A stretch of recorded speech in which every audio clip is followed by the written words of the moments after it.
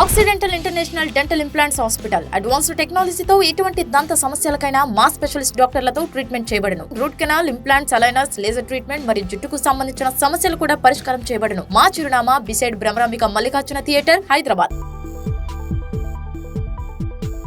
Hello everyone, this is Dr. Madhuri, founder of Occidental, which is located near Jain2 Metro, Hyderabad. ఈ రోజు మనం fixed పళ్ళలో options ఏంటి అనేది తెలుసుకుందాం. అంటే ఏదైనా కారణం వల్ల ఒక పన్ను మిస్ అయింది అంటే దానికి ఫిక్స్డ్ ఆప్షన్స్ ఏంటి అనేది వివరంగా తెలుసుకుందాం. ఫస్ట్ థింగ్, ఫిక్స్డ్ ఆప్షన్ వచ్చేసి ఇంప్లాంట్స్ అన్నమాట. ఎక్కడైతే పన్ను మిస్ అవుతుందో ఆ ప్లేస్లో ఇంప్లాంట్ అంటే ఒక టైటానియం స్క్రూ పెట్టి దాన్ని సపోర్ట్ తీసుకొని పన్ను పెట్టేదాన్ని ఇంప్లాంట్ అంటాం. ఇంకొక ఆప్షన్ వచ్చేసి ఎఫ్పిడి. ఎఫ్పిడి అంటే ఏంటి అంటే అటువైపు అంటే ఎక్కడైతే పన్ను మిస్ అయిందో ఆ పన్నుకి ఫ్రంట్ సైడ్, బ్యాక్ సైడ్ ఉన్న పన్నుని షేప్ చేసి అవసరమైతే వాటికి రూట్ కెనాల్ చేసి పెట్టేదాన్ని ఎఫ్పిడి అంటాం. తర్వాత వచ్చేసి మేరీల్యాండ్ బ్రిడ్జ్ అంటాం. మేరీల్యాండ్ బ్రిడ్జ్ అంటే ఏంటి అంటే ఏదైతే టూత్ మిస్సింగ్ ఉంటుందో దానికి 2 వింగ్స్ లాగా వస్తాయి. అవి లోపల సైడు పక్కనున్న పళ్ళుకి అటాచ్ చేసి పెట్టేదాన్ని మేరీల్యాండ్ బ్రిడ్జ్ అంటాం అన్నమాట. సో ఈ అన్నిట్లో అంటే ఈ ఫిక్స్డ్ మొడాలిటీస్లో ఏది బెస్ట్ అని అడిగితే ఇంప్లాంట్ అనేది బెస్ట్ అన్నమాట.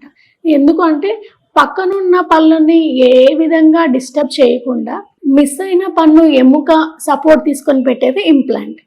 సో ఎప్పుడైతే మనము ఒక టూత్ రీప్లేస్మెంట్ ఓన్లీ చిగురు మీద నుంచి వచ్చేదానికి ఒక ఎముక లోపల నుంచి వచ్చేదానికి చాలా డిఫరెన్స్ ఉంటుంది.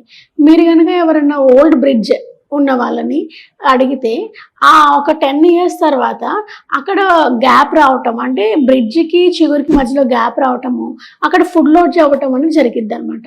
సో అది ఎందుకు జరిగిద్ది అంటే మనం ఇంప్లాంట్ పెట్టిన తర్వాత ఏదైతే మాస్టిగేటరీ ప్రెషర్స్ ఫోర్సెస్ ఉంటాయో పన్ను నుంచి ఇంప్లాంట్కి, ఇంప్లాంట్ నుంచి బోన్కి పాస్ అయ్యి సో ఆ సర్క్యులేషన్ అనేది కరెక్ట్గా ఉంటుంది. ఎప్పుడైతే బ్రిడ్జ్ రూపంలో పెడతామో ఆ మిస్సింగ్ టూత్కు ఉన్న ప్రెషర్ అంతా పక్కనున్న టూత్ని బేర్ చేస్తాయి.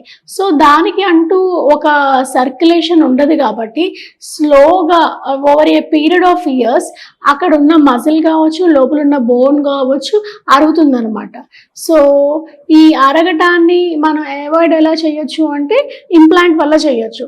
అదే కాకుండా ఇంప్లాంట్ వల్ల అడ్వాంటేజ్ ఏంటి అంటే పక్కనున్న న్యాచురల్ పళ్ళని డిస్టర్బ్ చేయకుండా పెట్టేది ఇంప్లాంట్.